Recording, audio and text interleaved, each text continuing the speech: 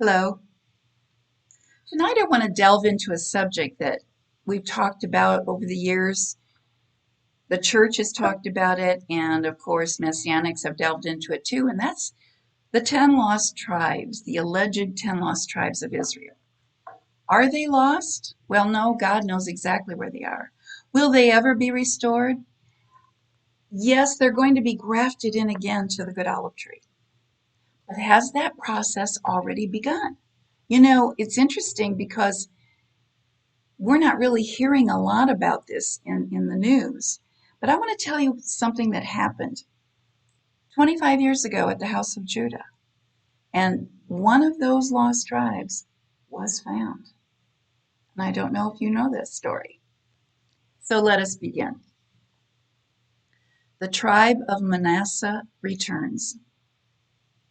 Together with his brother Ephraim, the tribe of Manasseh formed the house of Joseph.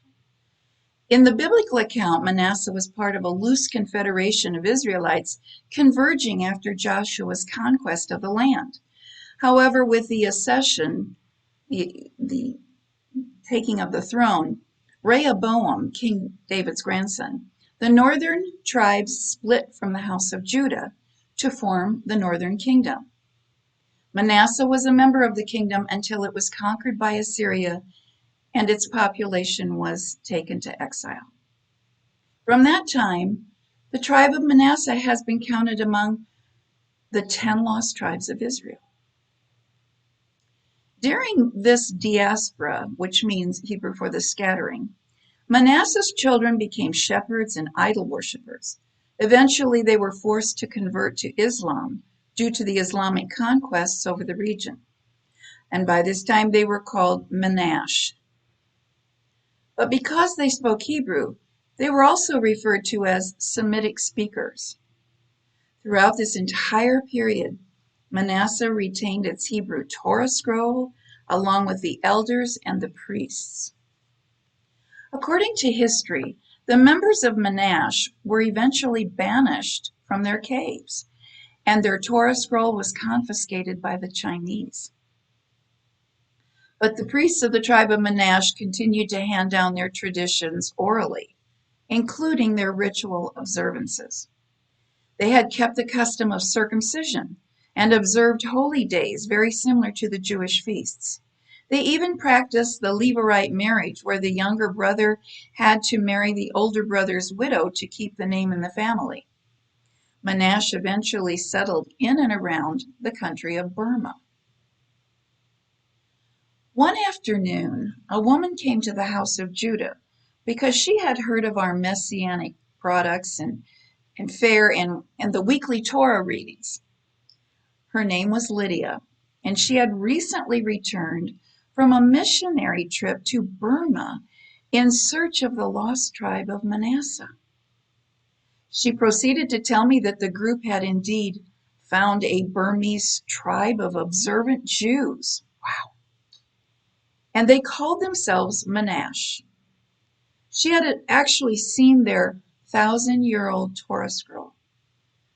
It was recovered from the Chinese during a conflict. She saw their Shabbat dishes and the would-be tabernacle in the wilderness that they had built.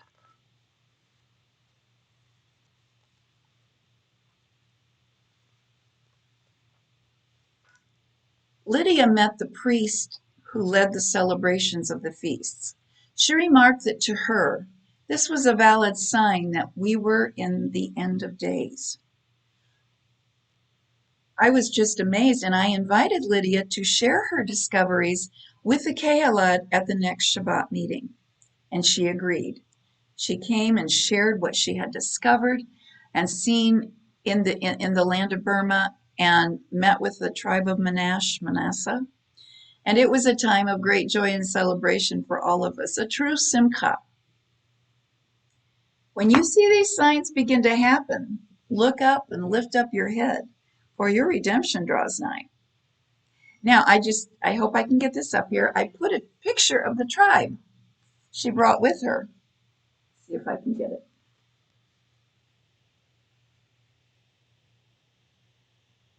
It's amazing. You have these Asian-looking people under the canopy for a celebration. The children have the Torah scrolls. They're celebrating. I don't know if it's a wedding. I don't know if they're just reading the Torah. I don't know if it's perhaps, the child's being welcomed into the kingdom, their kingdom. So, but nonetheless, this was another an amazing divine encounter. How is it that a woman who just passing by the house of Judah, well, she heard about us, had just returned from looking for the tribe of Manasseh, and she happened to be in Apache Junction. So, again, another divine appointment for her and for us. And so, until next time, if you'd like to get the book, because as I say, there's more information in here than I'm sharing with you on these videos, but you can get it at my bookstore, essentialnews.com. It's in ebook form and also in the soft cover. So until our next exciting adventure, seek first the kingdom of God and the scepter of his righteousness, and all of these things will be added unto you. And